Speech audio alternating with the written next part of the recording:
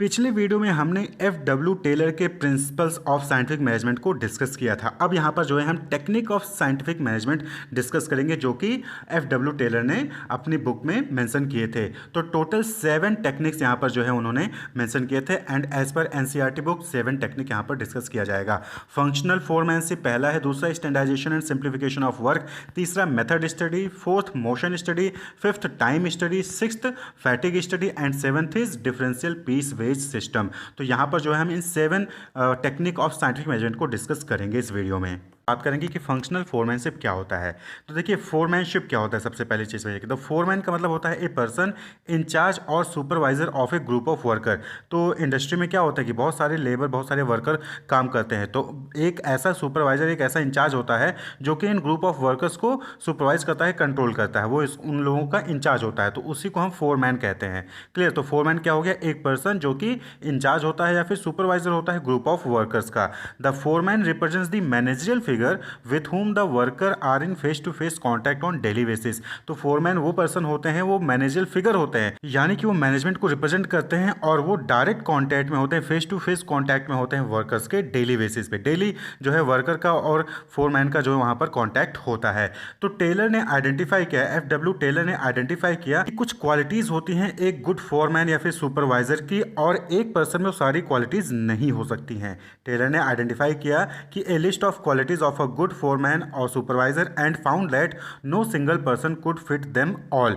तो सारी चीज़ें जब एक पर्सन में नहीं हो सकती हैं, तो ऐसे में एक फोरमैन जो है सभी ग्रुप ऑफ वर्कर्स को कंट्रोल नहीं कर सकता, उनको जो है डेली मैनेज नहीं कर सकता। This prompted him to suggest functional foremanship through 8 person. तो यहीं से जो है टेलर के माइंड में आया कि फंक्शनल फोरमैनशिप होना चाहिए 8 पर्सन का, यानी कि जो ग्रुप ऑफ वर्कर्स हैं उनको कंट्रोल करने के लिए, उनको मैनेज करने के लिए 8 पर्सन का फोरमैन होना चाहिए।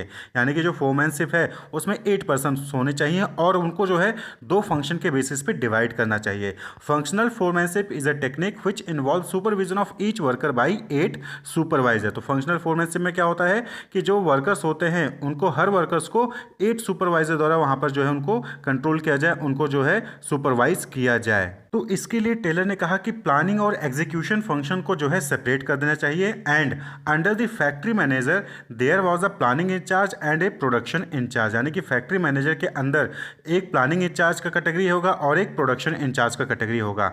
तो पहली चीज़ कि उन्होंने कहा कि वर्कर्स से जो डायरेक्ट कॉन्टैक्ट में होते हैं हम उनको जो है फोरमैन कहते हैं, जो कि मैनेजरियल फिगर होते हैं उनको फोरमैन कहा जाता है।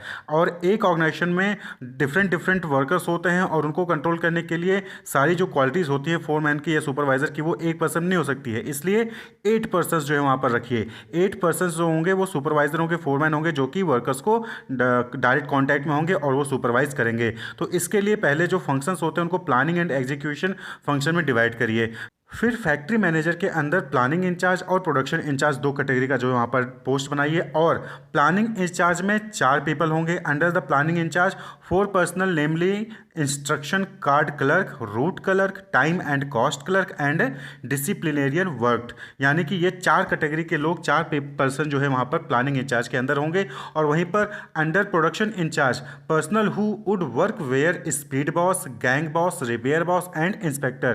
प्रोडक्शन इंचार्ज में speed boss, gang boss, repair boss और इंस्पेक्टर होगा। And these respectively were responsible for timely and accurate completion of job, keeping machine and tool etcetera. तो production incharge and planning incharge इन 2 category में divide कर लेना है और सभी में 4 पर्सन जो है वहां पर इन्वॉल्व होंगे। तो आप इस फिगर को देखिए तो आसानी से आपको यहां पर क्लियर हो जाएगा कि क्या रिलेशनशिप आ रहा है फंक्शनल फोरमैनशिप। तो सबसे पहले क्या होता है कि वर्कशॉप में मैनेजर होते हैं, उन वर्कशॉप मैनेजर के अंदर बहुत सारे वर्कर्स काम कर रहे होते हैं, तो उन वर्कर्स को जो है मॉनिटर करने के लिए सुपरवाइजर या फिर फोरमैन को वहां पर अपॉइंट किया जाता है। तो वहां पर कोई एक फोरमैन नहीं होना चाहिए, एक सुपरवाइजर नहीं होना चाहिए, बल्कि 8 सुपरवाइजर होने चाहिए। 4 प्लानिंग इंचार्ज होंगे और 4 प्रोडक्शन इंचार्ज होंगे। क्लियर। वर्कशॉप मैनेजर के अंदर 8 जो है क्या होंगे, सुपरवाइजर होंगे जिसको हम फोरमैन कहते हैं, 4 प्लानिंग इंचार्ज होंगे और 4 प्रोडक्शन इंचार्ज होंगे। तो जो प्लानिंग इंचार्ज में 4 होंगे उनमें से एक रूट क्लर्क होगा, एक इंस्ट्रक्शन कार्ड क्लर्क होगा, एक टाइम एंड कॉस्ट होगा और एक डिसिप्लिनरी के लिए होगा। वहीं पर जो प्रोडक्शन इंचार्ज में 4 होंगे, 4 फोरमैन होंगे, उनमें से एक स्पीड बॉस होगा, एक इंस्पेक्टर होगा, एक मेंटेनेंस फोरमैन होगा और एक गैंग बॉस होगा। क्लियर। और ये जो 8 लोग हैं फोरमैन, 8 फोरमैन हैं, ये जो है वर्कर को सुपरवाइज करेंगे। तो इस टाइप का रिलेशन जो है बनाकर अगर ऑर्गेनाइजेशन में इंडस्ट्रीज़ में वर्क होता है तो वहाँ पर जो है प्रोडक्टिविटी, इंडस्ट्री की प्रोडक्टिविटी क्या होगी, वो इंप्रूव होगी, इंक्रीज होगी, ऑर्गेनाइजेशन अच्छा परफॉर्म करेगा। तो ये जो है टेलर का पहला साइंटिफिक मैनेजमेंट टेक्निक था जिसमें उन्होंने बताया कि फंक्शनल फोरमैनशिप होना चाहिए, यानी कि वर्कशॉप मैनेजर के अंदर 8 फोरमैन होने चाहिए और वो 8 फोरमैन जो है वो सभी वर्कर्स को सुपरवाइज करेंगे। उन 8 फोरमैन से 4 प्लानिंग इंचार्ज होंगे, 4 प्रोडक्शन इंचार्ज होंगे। तो ये फंक्शनल फोरमैनशिप होता है। टेक्निक ऑफ साइंटिफिक मैनेजमेंट में एफ.डब्ल्यू. टेलर ने जो दूसरा टेक्निक दिया था that is standardisation and simplification of work, यानी कि ऑर्गेनाइजेशन में एक स्टैंडर्ड सेट करना चाहिए वर्क को लेकर और वहीं पर जो वर्क को है उसको सिंप्लीफाई करना चाहिए, यानी कि जो एक्टिविटीज़ परफॉर्म की जाती हैं उसको सिंप्लीफाई करना चाहिए जिससे कि जो वर्कर हैं उनको जो है प्रॉब्लम ना हो वर्क को परफॉर्म करने में और एफिशिएंटली इफेक्टिवली वर्क को वो परफॉर्म कर सकें। तो standardisation refers to setting standard for every organisational activity to maximise output and which should be followed throughout the organisation. तो स्टैंडर्डाइजेशन का मतलब क्या हो गया कि आपको जो है वहाँ पर स्टैंडर्ड सेट करना चाहिए ऑर्गेनाइजेशन में हर एक्टिविटी के लिए और उस स्टैंडर्ड को ऑर्गेनाइजेशन के सभी लोगों द्वारा फॉलो करना चाहिए। अब सपोज कि आपने जो स्टैंडर्ड सेट कर दिया कि 10 यूनिट पर डे आपको जो है प्रोड्यूस करना है, तो ये स्टैंडर्ड हो गया और स्टैंडर्ड को फॉलो करना चाहिए। It can be standardisation of process, यानी कि कोई प्रोसेस है तो उसको आप स्टैंडर्ड कर सकते हैं कि इसी तरीके से इसी स्टेप से जो है आपको कोई प्रोडक्ट डेवलप करना है। रॉ मटेरियल अगर आपको परचेज करना है तो किस स्टैंडर्ड का रॉ मटेरियल परचेज करना है वो आप पहले से डिटरमाइन कर लो।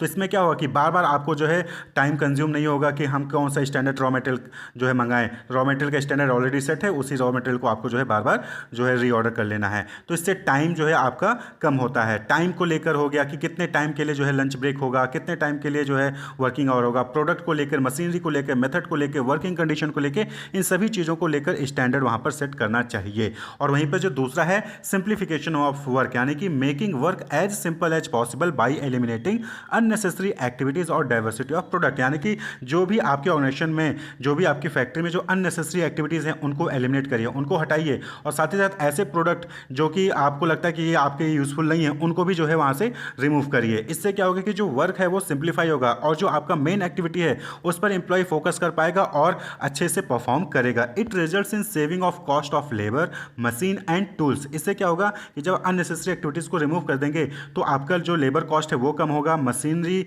और टूल्स का भी जो कॉस्ट है वो कम होगा। तो इससे जो इन्वेंट्रीज हैं वो भी रिड्यूस होंगी, आप इक्विपमेंट का फुल यूटिलाइजेशन कर सकेंगे और जो टर्नओवर है यानी कि जो प्रोडक्शन है वो भी क्या होगा, इंक्रीज होगा।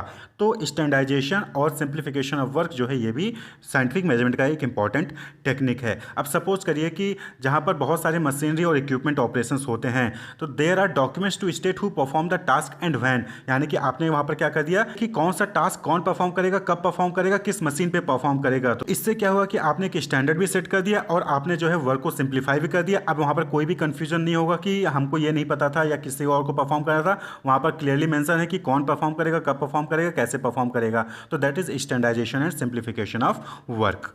किसी भी जॉब को या फिर वर्क को परफॉर्म करने के लिए डिफरेंट मेथड होते हैं, डिफरेंट तरीके होते हैं जिसका यूज़ करके आप जो है किसी भी जॉब को परफॉर्म कर सकते हैं, किसी भी एक्टिविटी को परफॉर्म कर सकते हैं। आप सपोज करिए कि आपको जो है चैप्टर लर्न करना है, तो अब आप चाहे तो बुक को रीड करके लर्न करिए या फिर आप जो है लिख कर याद करिए। तो याद करने के अलग अलग तरीके होते हैं, अब वहाँ पर डिपेंड करता है कि आप कौन सा मेथड यूज़ करते हैं। क्लियर। तो इसी तरीके से ऑर्गेनाइजेशन में भी जॉब जो होता है, जो एक्टिविटी होती है उसको परफॉर्म करने के डिफरेंट जो है मेथड होते हैं। Method means the manner in which a particular activity और job is performed and there are various method of doing the job. किसी एक जॉब को परफॉर्म करने के लिए, एक जॉब को कंप्लीट करने के लिए बहुत सारे तरीके होते हैं। तो अब आपको जो है अलग अलग एक्टिविटीज़ को एनालाइज करना है एंड फाइंड आउट करना है द बेस्ट पॉसिबल वे और मेथड ऑफ डूइंग वर्क, यानी कि किसी भी काम को कंप्लीट करने का जो बेस्ट तरीका है जिसमें कम कॉस्ट आ रही है, कम टाइम लग रहा है और अच्छा एफिशिएंसी है, तो उसको फाइंड आउट करना है और उस मेथड को सेलेक्ट करना है। तो यही चीज़ मेथड स्टडी होती है। The objective of method study is to find out one best way of doing the job. किसी भी जॉब को कंप्लीट करने के लिए अलग अलग तरीके होते हैं, किसी में ज़्यादा टाइम लगता है, किसी में ज़्यादा कॉस्ट लगता है, किसी में ज़्यादा मेहनत लगती है। तो मेथड स्टडी के जरिए जो है आप डिफरेंट जो मेथड है उनको स्टडी करते हो और फिर एक बेस्ट मेथड को फाइंड आउट करते हो और फिर उसी मेथड का यूज़ करके आपके ऑर्गेनाइजेशन में जॉब को परफॉर्म किया जाता है, जिससे कि टाइम कम लगेगा, जिससे कि आपकी कॉस्ट मिनिमाइज होती है। The objective of the whole exercise is to minimise the cost of production and maximise the quality and satisfaction of customer. तो मेथड स्टडी हम क्यों कर रहे हैं कि क्यों हम बेस्ट मेथड को फाइंड आउट कर रहे हैं, जिससे कि जो ऑर्गेनाइजेशन की या फिर प्रोडक्शन की कॉस्ट है उसको मिनिमाइज किया जा सके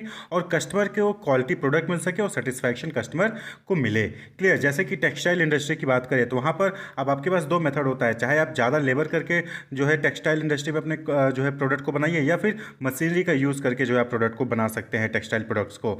तो अब आपको चूज़ करना है कि लेबर इंटेंसिव ज़्यादा अच्छा रहेगा आपके लिए, फिर मशीन इंटेंसिव टेक्निक जो है ज़्यादा बेटर रहेगी आपके लिए। तो मेथड स्टडी, जहाँ पर आप डिफरेंट मेथड को स्टडी करते हो और डिफरेंट मेथड में से बेस्ट पॉसिबल मेथड को जो है आप वहाँ पर सिलेक्ट करते हो, जिससे कि प्रोडक्शन कॉस्ट मिनिमाइज होती है और कस्टमर सेटिस्फैक्शन इंक्रीज होता है। नेक्स्ट जो स्टडी है that is motion study. Motion study, motion का मतलब होता है मूवमेंट। तो motion study refers to the study of movements like lifting, putting object, sitting and changing position etcetera which are undertaken while doing a typical job. तो different job को perform करते वक्त बहुत सारे मूवमेंट्स होते हैं, यानी कि आपको सामान को एक जगह से ट्रक पर लोड करना है, तो अब उस जगह से आप सामान को ट्रक पर लोड करने जाओगे तो एक मूवमेंट यही हो गया, एक मोशन यही हो गया। अब सामान को लोड करने के बाद फिर वापस जो है आप फैक्ट्री के अंदर आओगे तो दूसरा मोशन ये हो गया। ठीक है, तो अलग अलग डिफरेंट मूवमेंट्स होते हैं किसी भी जॉब को परफॉर्म करने के लिए।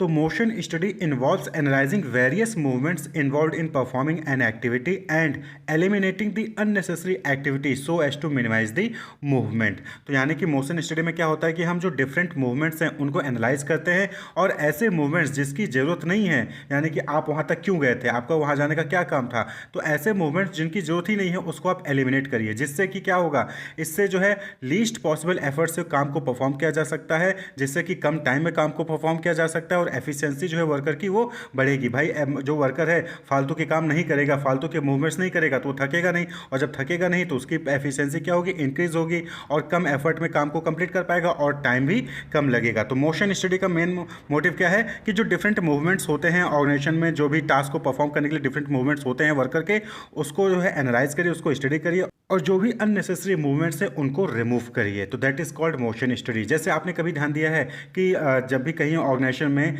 जो फैक्ट्री होती है तो फैक्ट्री के जस्ट आसपास ही जो है वहाँ पर वॉशरूम की फैसिलिटी दी जाती है, या फिर आप स्कूल में कॉलेज में हैं तो आपके क्लासरूम के आसपास ही कहीं पर आपको जो है वॉशरूम की फैसिलिटी दी जाती है। क्यों? क्योंकि अगर वॉशरूम कहीं दूर बना होगा तो फैक्ट्री से आपको वॉशरूम जाने में ज़्यादा टाइम लगेगा और ये जो मूवमेंट है ऑर्गेनाइजेशन के पॉइंट ऑफ व्यू से ये अननेसेसरी मूवमेंट है, तो इसमें टाइम कम लगे इसलिए जो है आसपास ही रखा जाता है। अननेसेसरी ऑर्गेनाइजेशन के पॉइंट ऑफ व्यू से लेकिन नेचुरल है, तो इसी वजह से क्या होता है कि आपके आसपास ही ज़्यादा वहाँ पे वॉशरूम की फैसिलिटी दी जाती है, जिससे कि आप उसके लिए ज़्यादा टाइम वेस्ट ना करें और ज़्यादा आपको मूव ना करना पड़े। तो that is called motion study. Clear. तो यहाँ पर मूवमेंट्स को स्टडी किया जाता है और जो अननेसेसरी मूवमेंट्स हैं उनको एलिमिनेट किया जाता है।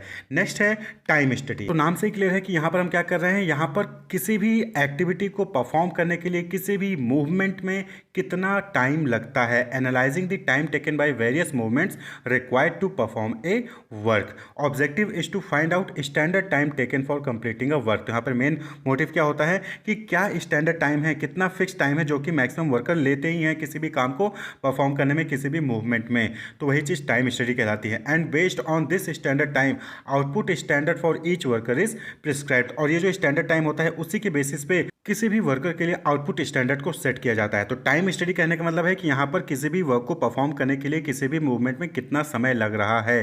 क्लियर। तो for example on the basis of several observation it is determined that standard time taken by the worker to make one cardboard box is 20 minute. यानी कि डिफरेंट ऑब्जर्वेशन, डिफरेंट स्टडी की गई और उस स्टडी के जरिए ये पता किया गया कि एक कार्डबोर्ड बॉक्स को बनाने के लिए एक वर्कर को 20 मिनट का समय लगता है। सो इन 1 आवर ही और शी विल मेक 3 बॉक्सेस। अब 20 मिनट एक बॉक्स को बनाने में लगता है, तो यानी कि 1 घंटे में वो 3 बॉक्स बनाएगा। क्लियर। तो अज्यूम करते हैं कि एक वर्कर जो है वो 8 आवर का वर्क करता है, ऑर्गेनाइजेशन में जाता है, 8 घंटे की ड्यूटी होती है उसकी। ठीक है, तो 8 घंटे की ड्यूटी में वो 1 घंटे का क्या करेगा, लंच ब्रेक भी लेगा। ठीक है, रेस्ट के लिए वो लंच ब्रेक भी लेगा। तो यानी कि उसने 7 घंटे काम किया और उस 7 घंटे में उसने 21 बॉक्सेस बनाए हैं 3 बॉक्सेस पर आवर के हिसाब से। 3 बॉक्सेस पर आवर के हिसाब से उसने 7 घंटे काम किया और 21 बॉक्सेस बनाए। करना है टोटल 8 आवर्स का, तो इसमें 1 घंटे उसने रेस्ट किया, लंच किया। क्लियर। तो ये क्या हो गया, ये स्टैंडर्ड सेट हो गया, ये स्टैंडर्ड सेट हो गया कि 7 घंटे में 21 बॉक्स तो बनना है। अब कोई वर्कर अगर 7 घंटे में 21 बॉक्स नहीं बना रहा है, यानी कि वो उसने जो है अपना काम सही से परफॉर्म नहीं किया है। तो ये स्टैंडर्ड बन गया कि 7 घंटे में तो 21 बॉक्स बनने हैं। अब जो एम्प्लॉय जो है या जो वर्कर है वो 21 से ज़्यादा बॉक्सेस बनाएगा, यानी कि वो ज़्यादा अच्छा परफॉर्म कर रहा है, और उसके अकॉर्डिंग जो है उसको ज़्यादा वेजेस भी दिए जा सकते हैं। तो वेजेस जो होते हैं, जो सैलरी, जो इंसेंटिव होता है, वो इसके हिसाब से डिसाइड किया जा सकता है। तो टाइम स्टडी, किसी भी वर्क को परफॉर्म करने के लिए कितना टाइम लग रहा है, और उसके बेसिस पे फिर आप एक स्टैंडर्ड टाइम वहाँ पर सेट कर सकते हैं कि 7 घंटे अगर आप काम करो तो 21 आइटम, 21 बॉक्स तो आपको बनाना ही है। क्लियर। तो स्टैंडर्ड सेट किया जाता है। वहीं पर नेक्स्ट स्टडी है, that is fatigue study. Fatigue मतलब टायर्डनेस, आप कितना थकान हो जाता है आपको। तो a person is bound to feel tired physically and mentally if she और he is does not rest while working. यानी कि अगर आपको बोल दिया कि लगातार आप दौड़ते रहो, तो आप लगातार दौड़ नहीं सकते हो, कि एक टाइम पीरियड बाद आप जो है थक जाओगे। तो इसी तरीके से कोई भी वर्कर है, ऑर्गेनाइजेशन में काम कर रहा है, तो लगातार काम करते करते वो क्या करेगा, वो थक जाएगा, फिजिकली और मेंटली दोनों तरीके से वो टायर्ड हो जाता है। तो ऐसे में उसको रेस्ट देना जरूरी है। Rest intervals will help one two regain stamina and work again with the same capacity. यानी कि लगातार वर्कर काम कर रहा है, बीच में अगर आपने उसको रेस्ट दे दिया, तो रेस्ट मिलने से उसका जो स्टेमिना है वो जो है दोबारा से रिगेन हो जाता है, और वो जो है सेम कैपेसिटी के साथ दोबारा से काम कर सकता है। तो इससे क्या होगा कि प्रोडक्टिविटी इंक्रीज होगी। तो इसीलिए आपको ऑर्गेनाइजेशन में ये भी जानना जरूरी है कि कितने घंटे काम करने के बाद जो वर्कर होते हैं, जो एम्प्लॉय होते हैं, वो थक जाते हैं। आपने स्कूल में देखा है कि स्कूल में क्या होता है कि एक लेक्चर के बाद दूसरा लेक्चर, दूसरे लेक्चर के बाद तीसरा लेक्चर, बीच में आपको जो है 1 या 2 मिनट दे दिया जाता है, जब फैकल्टी जो है आपकी क्लास छोड़ के जाते हैं, दूसरी फैकल्टी आपकी क्लास में आती हैं। वहीं पर 4 लेक्चर के बाद जो है आपको एक लंच ब्रेक दे दिया जाता है। लंच ब्रेक के बाद फिर 4 लेक्चर के बाद फिर आपकी छुट्टी कर दी जाती है। यानी कि आपको बीच बीच में रेस्ट दिया जाता है, जिससे कि आप मेंटली जो है टायर्ड ना हो। इसी तरीके से ऑर्गेनाइजेशन में भी फिजिकली और मेंटली टायर्ड ना हो वर्कर, इसलिए वहाँ पर क्या होता है कि बीच में उनको रेस्ट दिया जाता है। तो ये रेस्ट देना भी बहुत ज़रूरी है, क्योंकि अगर आप रेस्ट नहीं दोगे तो एम्प्लॉय की एफिशिएंसी डाउन हो जाएगी, और फिर एम्प्लॉय अच्छा परफॉर्म नहीं कर पाएगा, और फिर जो ओवरऑल प्रोडक्टिविटी है ऑर्गेनाइजेशन की, वो जो है डाउन हो जाएगी। तो fatigue study seeks to determine the amount and frequency of rest interval in completing a task. तो किसी भी टास्क को कंप्लीट करने के लिए कितना जो है रेस्ट इंटरवल चाहिए, और कितनी फ्रीक्वेंसी पे चाहिए। यानी कि क्या 4 घंटे बाद चाहिए, या फिर 2 घंटे बाद 1-2, फिर 2 घंटे बाद 1-2, तो कितनी फ्रीक्वेंसी पर, कितने अमाउंट, यानी कि कितने ड्यूरेशन का रेस्ट जो है वहाँ पर चाहिए होता है। यानी कि 1 घंटे का रेस्ट चाहिए या फिर आधे घंटे का रेस्ट चाहिए। तो इसी की स्टडी को क्या कहते हैं, फैटिग स्टडी। कि amount and frequency of rest interval in completing a task, इसको डिटरमाइन करना ही फैटिग स्टडी कहलाता है। Normally in a plant work take place in 3 shift of 8 hour each. जो इंडस्ट्री होती है, जो मैन्युफैक्चरिंग प्लांट होती हैं, वहाँ पर आपने देखा होगा तो 3 शिफ्ट में काम होता है, मॉर्निंग शिफ्ट, इवनिंग शिफ्ट और नाइट शिफ्ट में काम होते हैं। तो लगातार एक ही पर्सन से तीनों ही शिफ्ट में काम नहीं कराया जाता है। जो मॉर्निंग शिफ्ट में आएगा वो नाइट और इवनिंग शिफ्ट में नहीं आएगा, जो नाइट शिफ्ट में आएगा वो मॉर्निंग और इवनिंग शिफ्ट में नहीं आएगा। तो even in a single shift a worker has to be given some rest interval to take his और हर लंच। यानी कि जो एक शिफ्ट में आता है, यानी कि अगर कोई मॉर्निंग शिफ्ट में आया है, तो मॉर्निंग शिफ्ट में भी जो है उसको रेस्ट टाइम वहाँ पर दिया जाता है, बीच में लंच ब्रेक दिया जाता है कि जिससे वो अपना लंच कर सके। तो एक शिफ्ट में कोई काम कर रहा है, उस शिफ्ट में भी जो है उसको फर्दर रेस्ट इंटरवल दिया जाता है। तो फैटिग स्टडी, यानी कि काम करते करते इंसान थक जाता है फिजिकली मेंटली, तो वहाँ पर उसको रेस्ट देना जरूरी होता है। तो कितनी फ्रिक्वेंसी में और कितने ड्यूरेशन के लिए उसको रेस्ट देना जरूरी है, इसकी स्टडी को ही फैटिग स्टडी कहा जाता है। क्लियर। तो involve analysing time by which worker tend to feel fatigue और tired and need some rest. तो यहाँ पर हम एनालाइज करते हैं कि कितने घंटे काम करने के बाद एम्प्लॉय जो है वो टायर्ड हो जाएगा और उसको जो है अब रेस्ट की जरूरत है। That is fatigue study.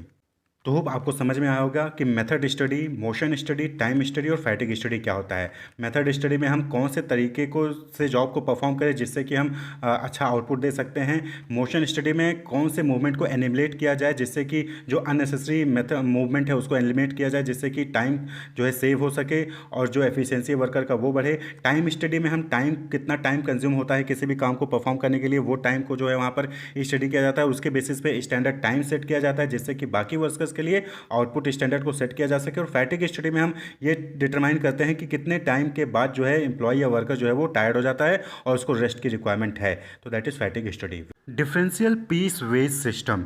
Suppose करिए कि आप जो है एक दिन में 50 यूनिट्स जो है किसी प्रोडक्ट का प्रोड्यूस करते हैं, आप डेवलप करते हैं, और वहीं पर दूसरा एम्प्लॉई है वो जो है एक दिन में सिर्फ 30 यूनिट जो है प्रोड्यूस कर रहा है किसी प्रोडक्ट का। तो अब आप चाहेंगे कि आपने ज़्यादा प्रोड्यूस किया है यूनिट तो फिर आपको ज़्यादा वेज मिले, और वहीं पर जिसने कम प्रोड्यूस किया है उसको कम वेज मिले। दोनों को अगर हम इक्वल वेज देंगे तो कहीं ना कहीं आपके अंदर डिससेटिस्फैक्शन होगा, यानी कि आपने जो ज़्यादा प्रोड्यूस किया है प्रोडक्ट, आपके अंदर डिससेटिस्फैक्शन आएगा। लेकिन वहीं पर जिसने कम प्रोड्यूस किया है वो 30 में जो है सेम अगर वेज पाएगा तो उसको जो है वो और ज़्यादा एफिशिएंट नहीं होगा, वो और ज़्यादा अच्छा परफॉर्म नहीं करेगा।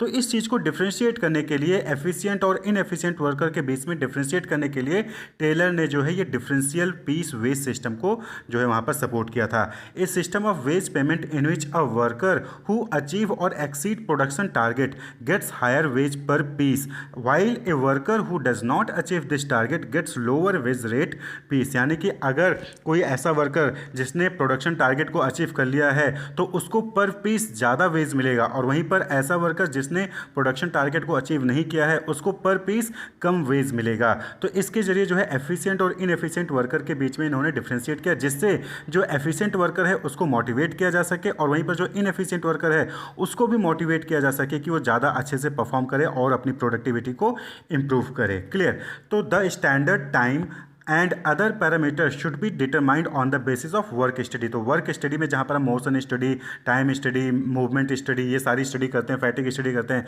उसके बेसिस पे आपको जो है एक स्टैंडर्ड टाइम जो है सेट कर लेना है और एक स्टैंडर्ड आउटपुट जो है वो सेट कर लेना है। Then the worker can then be classified as efficient और inefficient on the basis of these standard. फिर जो आपने स्टैंडर्ड सेट किया होगा आउटपुट का कि एक दिन में कम से कम 20 यूनिट जो प्रोड्यूस करना है, तो ऐसे एम्प्लॉय जो एक दिन में 20 यूनिट उससे ज़्यादा प्रोड्यूस कर रहे होंगे वो एफिशिएंट वर्कर हो गए। ऐसे एम्प्लॉय जो एक दिन में 20 यूनिट से कम प्रोड्यूस कर रहे होंगे वो इनएफिशिएंट वर्कर हो जाएंगे। तो आप आसानी से जो है क्लासिफाई कर सकते हैं। तो क्लासिफाई करने के लिए पहले आपको एक स्टैंडर्ड सेट करना होगा, वो स्टैंडर्ड वर्क स्टडी करके ही आप जो है सेट कर सकते हैं।